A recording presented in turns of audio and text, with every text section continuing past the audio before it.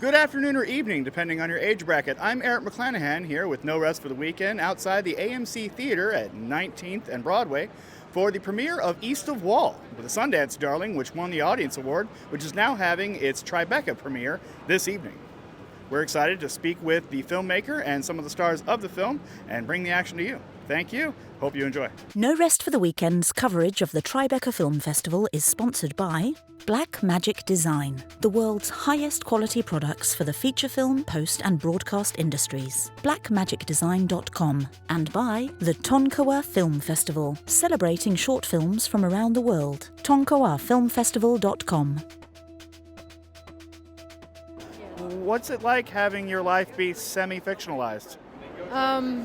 It was kind of crazy, not gonna lie, but it's a really cool experience. It really is. I'm really thankful for Kate doing this with us.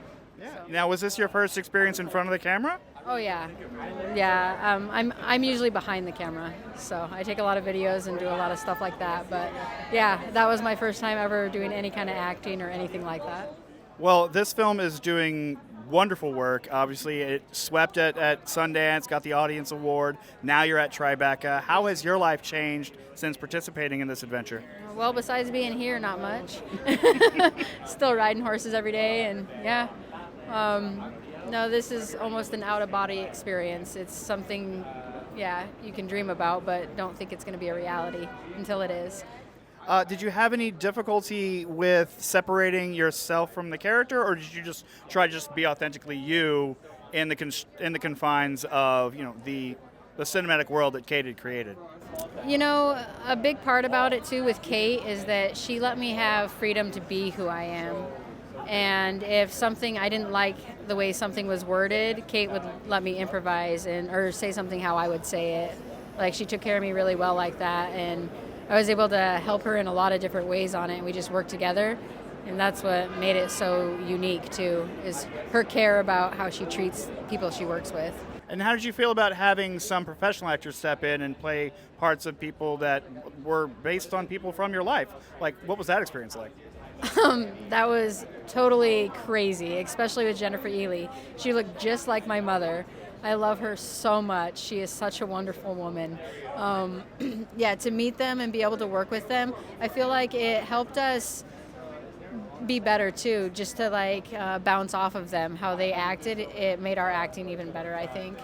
And Scoot, he was awesome. We went trail riding and got lost in the Badlands together. It was amazing. I like to see that level of trust.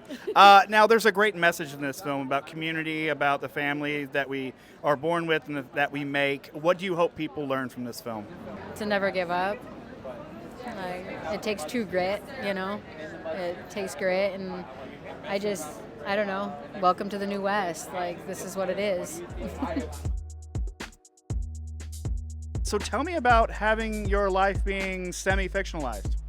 It was really different and weird at first because there's cameras all over my house. Couldn't sleep sometimes because people were doing night shoots.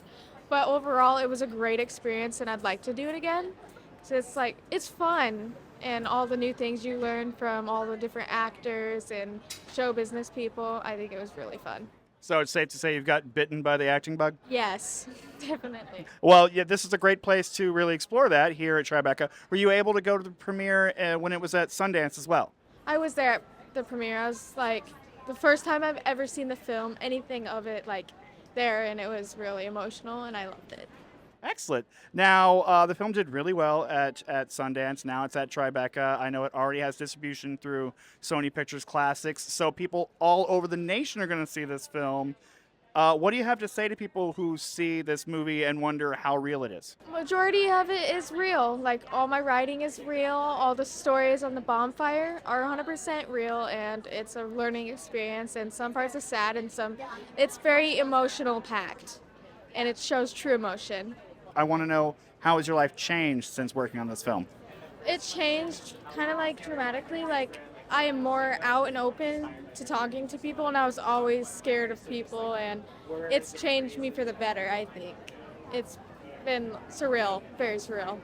I think a great thing about this film is that for people who don't travel, people who don't see all of America, we have these box views of what our world is like. And to see your world, I think, will allow people to better understand how we all, as people, are better when we communicate and we get to know each other. Would you say that's true? Yes, very true. Like, they'll be able to see the different types of world and not just their certain world and what they live in, and they can see what everyone else lives in, and it shows a different beauty to the world. All right, Wyatt Mansfield, you might recognize this as an action camera. It has a very wide focus. It's the only camera we found that can get that hat in frame. Oh, nice. Height hat. Love that. Tell me about the buckle. The buckle? Oh, I won it. Actually, I won this at the rodeo that Kate found me at. This is the same rodeo. Not the same year, but same rodeo. And where was that? Kyle, South Dakota. El Diamond P Summer Series. So, have you been in film before this film, or was this your first is this your big screen debut? I guess, but I'm asking. Oh yeah. Yeah. No, I had acted at the local theater for most of my time, and then it was a whole thing, and then I met Kate at a rodeo one day, and literally changed my life, and I already knew Tabby and Porshia, but I had no idea this was going on behind the scenes. They're so chill, lovely people. So, yeah, it was amazing. So this is a real, almost Charlie and the Chocolate Factory plucked from obscurity story. Like, you found a golden ticket. How do you feel now you're in New York City for Tribeca? What's going through your head? Very grateful. Absolutely overwhelmed. I try to be this is such a monumental thing that I'm trying to stay so grounded, and with these people, with Kate and with Tabby, it's so easy to stay connected and to just be here, because they're so true to themselves, and it helps me to be here and really enjoy this moment, because it is really Charlie and the Chocolate Factory type moment. I feel so unworthy almost, but well, the film already has distribution, and it's going to be coming out in August for the nationwide release. Do you have plans to continue the acting bug? You're getting an agent. Tell me, what are your plans? Oh, I would love to act more. That's literally that's been my passion for the longest time. But yeah, I mean, I'm going to school at NYU here soon, and it's just so much all at once, and I'm so excited. So yeah, I definitely am trying to pursue more in the film industry. That's where I'm headed. All right, no rest for the weekend. I'm here with writer, director, producer Kate Beecroft for the film East of Wall, which already won the Audience Award at Sundance. Now you're at Tribeca. How many of these awards do you need till you be satisfied? Honestly, the Audience Award blew my mind. I think I was shaking, and I went up and accepted that speech, and I completely lost my voice because I was just in such shock. So it's pretty surreal to be in New York as well. So we feel really lucky and blessed. Yeah.